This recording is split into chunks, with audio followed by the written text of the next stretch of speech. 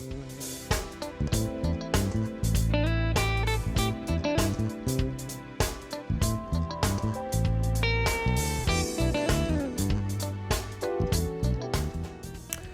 I'm Kenny Anderson, Director of Multicultural Affairs for the City of Huntsville, and welcome to Impact.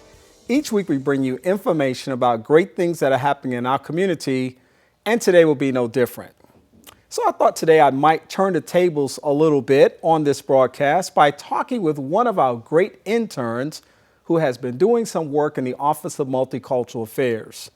One of the things that I'm proudest about in having this job is the opportunity that I have to recruit students from around our community and give them what I call an awesome opportunity to experience municipal government from the inside. And we're going to talk with one of those interns today. She's Kaylah Joseph, and she is a junior student attending Oakwood University. I should say the great Oakwood University. Welcome to the broadcast.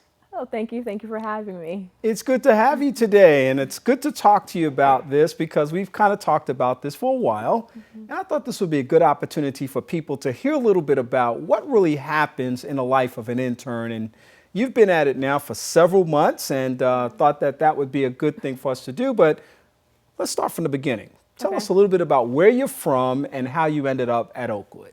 So I'm originally from Brooklyn, New York, and I've been in Huntsville, Alabama for the last 13 years. And I'm currently, like you said, a junior in the School of Social Work at Oakwood University. So one day we went to a city council meeting, and I went up and spoke to this council members about some issues I was interested in with the United Negro College Fund. And then afterwards, Mayor Battle asked me to stay behind so he could talk to me. And so he gave me his card and told me to email him. And so when I emailed him, I attached my resume and I sent the cover letter and I sent it to everyone in the office telling them that I was their next intern. So.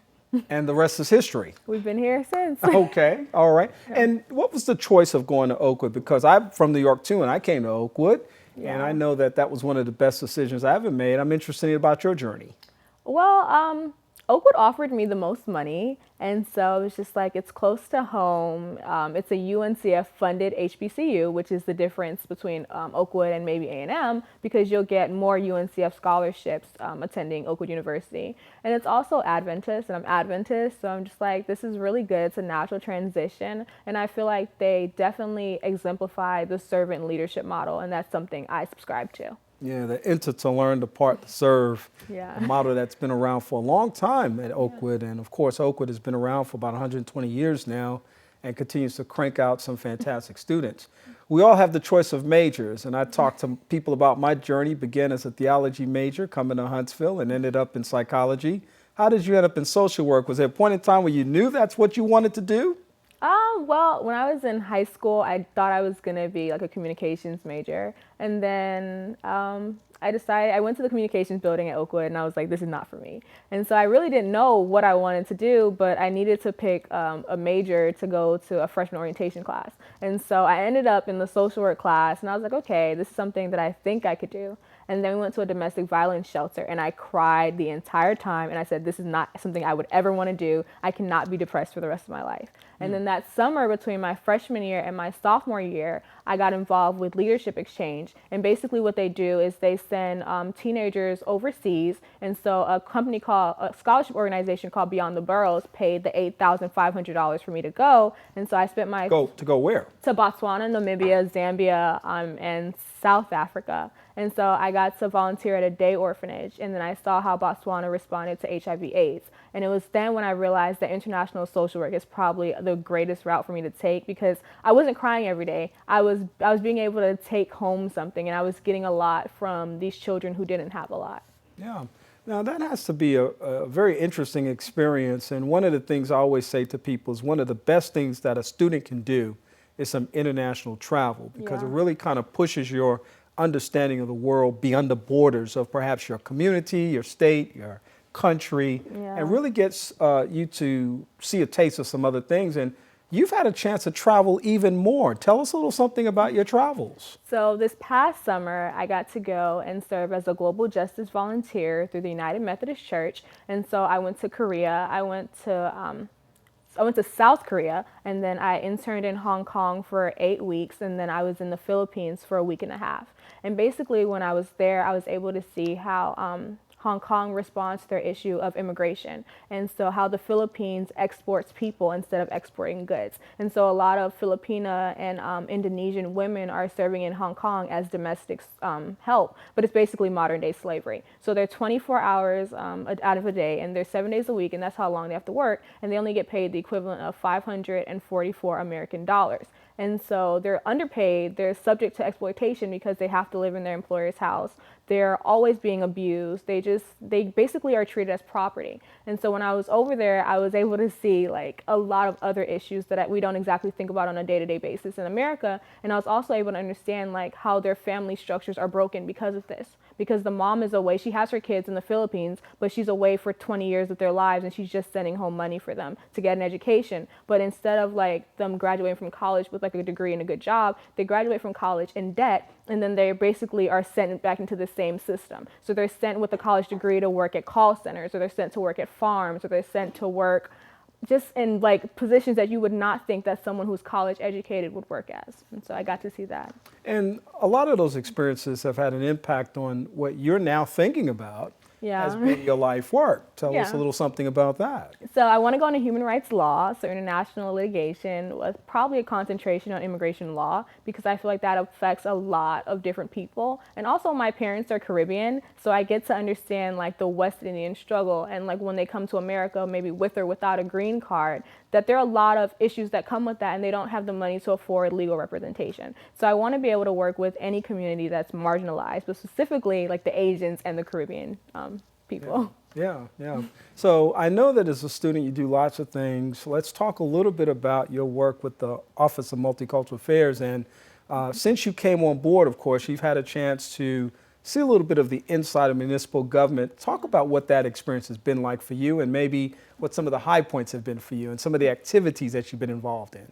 So it's a very different experience to be able to live in Huntsville and to actually see what goes on in Huntsville. So I remember when I moved to Huntsville, I hated it. I was just like, it's not New York, there's nothing to do, everything closes at 10 o'clock, there's nothing to do on the weekends. And then now working in the office, I'm seeing that there is so much that has changed over the last 10 years. There's so much that has even changed over the last 5 years. And I can see like downtown Huntsville thriving, Arts Huntsville thriving. I see like, we just did the Kite Festival, which was great. And it's just like, you get to see a lot of different organizations, and you're also starting to see a lot more diversity in Huntsville, and a lot more diversity in the form of like children. So it's just like we have a lot of people who are coming in who are maybe Indian, and a lot of Caribbean people. And I think that has been able to shape my understanding of like culture in Huntsville, how it's changing, and we're also respecting everyone that's here.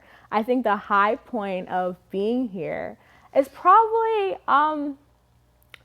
being able to just interact with Asha Karan. Like that interaction with them and what their organization stands for and the work that they're doing, it's so commendable. And for those that may not know who they are, tell us a little bit about so what that Asha organization Karan, a Ray of Hope, basically provides, I don't want to get it wrong, but they provide services for people who come to America and may not have all the access to all of the resources that they need. So they serve as a liaison in the community. And so recently we had the Kite Festival, where they had almost 100 vendors coming to soar for social justice and promote their social service organizations. And I think that commitment to community, that commitment to service, is something that I really respect the city of Huntsville and Asha Karan partnering and doing. Yeah.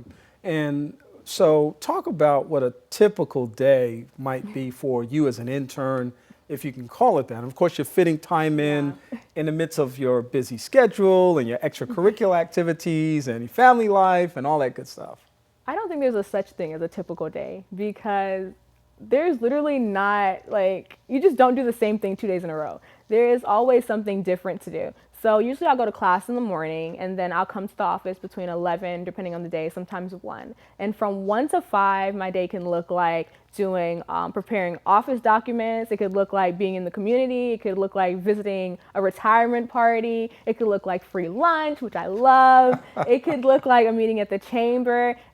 There's just never, or it can meet with someone like who wants to talk about what they want to do for the community. We can meet with mixtape artists. Like there is just so much in this city that we're able to see. And I just think that that's just what I do. I just go with the flow. And so Yeah. this is why. Yeah. So people that are listening, perhaps that are perhaps educators and counselors and students that might be interested in doing an internship, is this something you would recommend for people? I definitely would recommend making yourself accessible to the population that you want to meet. So if you are interested in culture, if you're interested in diversity, if you have no issue with talking to people, definitely do this. But if you are one of those people who want to stay inside your own comfort zone, inside your bubble, and you don't want to know, then don't do this. But if you want to grow as an individual, as a student, as a professional, I think that this is a great place to be. Yeah. So I'm not going to let you get away without talking about this tremendous award that you were given this past school year. Okay. You are the reigning Miss UNCF at Oakwood University. Congratulations on that once again. Thank you. And you're really at the front end of your service in that reign, and so there have been a lot of things going on. Tell us how that process has been going for you. I think being Miss UNCF is probably the best thing that I've done since being on this campus. And I think that it's going really well because I'm able to offer students opportunities through the UNCF and let them know that these scholarships are available for you and that Oakwood is different than A&M. Oakwood is different than maybe another like large public HBCU institution because we can offer you more scholarships. And so being able to have that opportunity to reach students, being able to help students get money that they might not have been able to get on their own is great. And I also think that being Miss UNCF has given me a new platform to display professionalism. So being a campus queen is not just always looking nice. It's also about branding yourself, networking, and making yourself the modern day 21st century woman who is well-rounded, who can also wear a nice dress and handle a business meeting. And I think being able for other students to be able to see that I'm doing that, I think that's a great opportunity to just sell myself and my brand.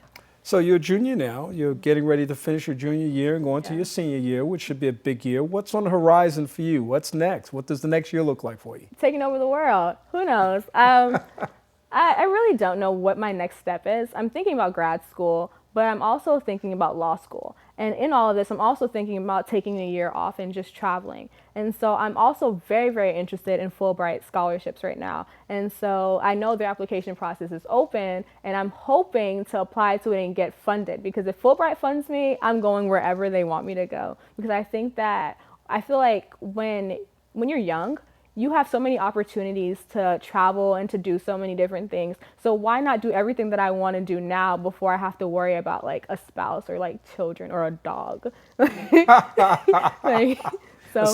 Worry about a spouse, a child, a dog. Just all the mundane tasks. Yeah. And I just am not ready for that in life yet. So if I can travel and complete a couple of things on my bucket list within the next 3 years, I'd be willing to do it. Well, you clearly know where you're going, and you clearly have a good sense of direction. You already have some things that you've accomplished that you've wanted to do, and it does seem like the world is yours.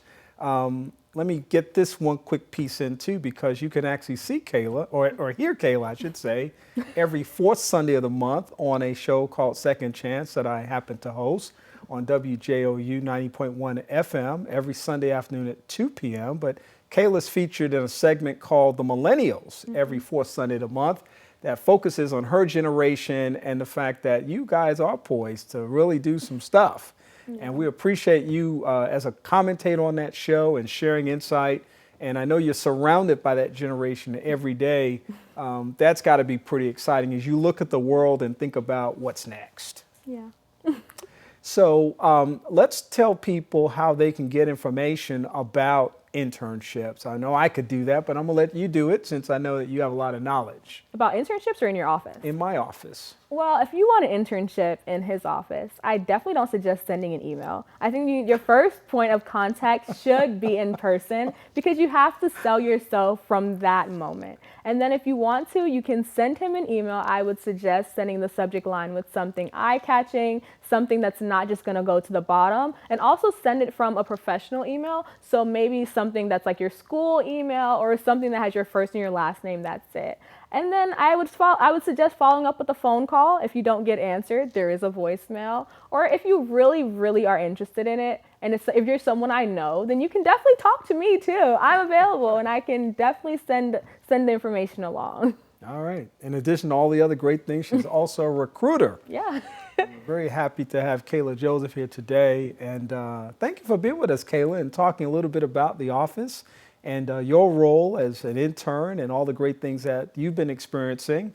And continued best wishes to you. Are you going to continue? I understand you're going to continue your internship next year as well. Yeah, I'm going to continue. I'll be here for a whole nother year. And so maybe that will give me more clarity and more direction. I might end up as, in city council if you guys want to elect me in 2018. That's a thing that you guys can do. But yeah, so that's what I'll be doing. Well, listen, you're starting already, and I believe you can do anything you want to do, and that's a good thing. But thank you for being with us today. Thanks for having me. All right. Thank you for being a part of our broadcast today.